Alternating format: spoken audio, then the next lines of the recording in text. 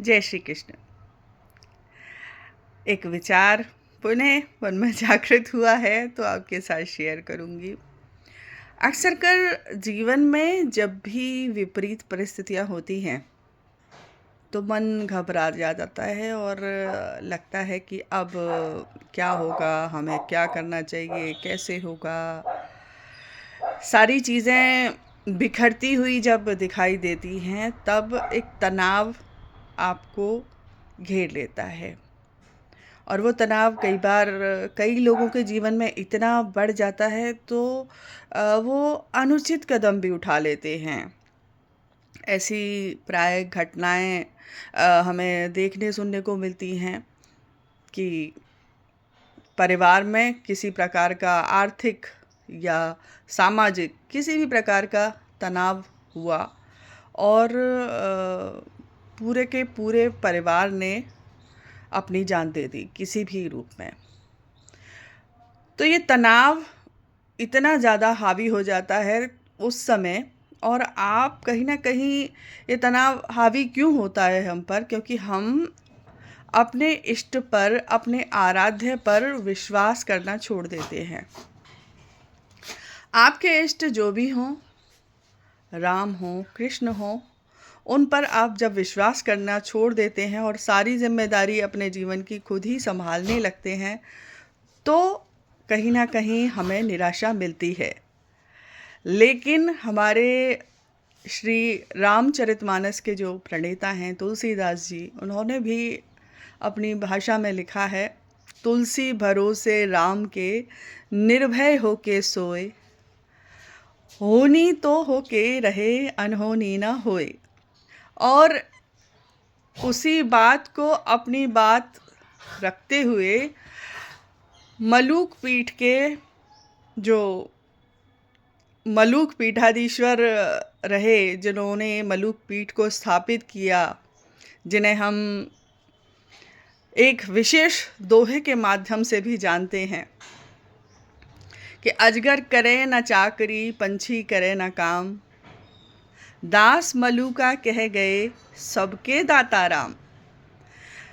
तो ये जो पंक्ति थी उन्होंने कब और क्यों लिखी, इसका प्रसंग भी आज आपके साथ में शेयर करना चाहूँगी कि एक बार उनके मन में विचार आया कि अगर भगवान है तो आज इसका प्रमाण मुझे मिलना चाहिए।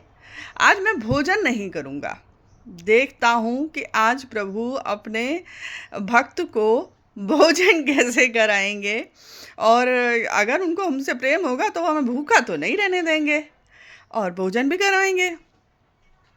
इस विचार को लेकर वो एक जंगल में चले गए और एक पेड़ पर चढ़कर बैठ गए, और उस पेड़ पर चढ़कर बैठ गए और आराम से कि भाई देखें अब क्या होता है आज पूरे दिन की।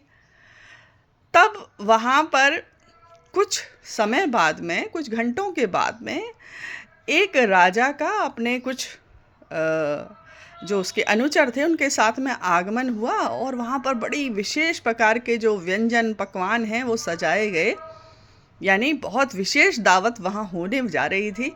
इतने में ही कहीं से कोई उस क्षेत्र में कोई डकैत था जिसका बड़ा बोलबाला था, और राजा को उसकी सूचना मिलती है, और राजा के जो थोड़े से जो अनुचर थे साथ में, वो उस भोजन को वहीं छोड़कर वहाँ से चले गए।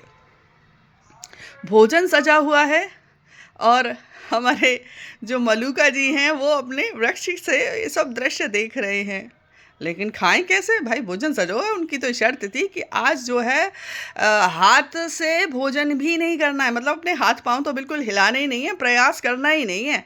अब आपको खिलाना है तो अपने हाथ से कैसे भी, किसके हाथ से खिलाओगे, लेकिन मैं भोजन को हाथ नहीं लगाऊंगा। तो उतनी ही देर में, थोड़ी देर बाद में, वहाँ डाकू अपने साथियों के साथ में वहाँ पर आया और उसने देखा ये तो जंगल में इस प्रकार का विशेष भोजन। तो उसका दिमाग थोड़ा सा ठनका कि भाई यहाँ जंगल में इस प्रकार से भोजन, बोले जरूर इसमें कोई ना कोई चाल होगी, किसी ने हमको मारने के उद्देश्य से ये भोजन यहाँ पर सजा कर रखा है। तो जो मलूका जी थे उनके साथी की किसी की दृष्टि उन पर, वृक्ष पर बैठे हुए उनकी और उनका ध्यान आकृष्ट हुआ और उन्होंने उनको नीचे उतार लिया। बोले ज़रूर इसी की हरकत है, इसी को खिलाओ सबसे पहले, अगर इस भोजन में विष होगा तो यही मरेगा पहले। और उनके जो साथी थे उन्होंने लेके उनके भोजन उनके मुंह में खिलाना आरंभ कर दिया। और मलूका जी भोजन जा रहा था, तब उन्होंने इस बात को अपने मन में विचार किया और वो हंसे कि देखो, जो मैंने शर्त रखी थी कि मुझे आज अपने हाथों से भोजन नहीं करना और भोजन मैं भूखा रहूँगा तो भगवान अपने आप अगर उन्हें खिलाना होगा तो खिलाएंगे, किसी भी माध्यम से खिलाएं, कैसे भी खिलाएं। तो ये विश्वास था उनका और ये विश्वास उनका भगवान ने पूर्ण किया और इस प्रकार से उन्होंने वो भोजन किया। और उसके बाद में तब उन डाकुओं के सामने उन्होंने ये पंक्ति कही कि अजगर करे न चाकरी, पंछी करे न काम, दास मलूका कह गए सबके दाता राम।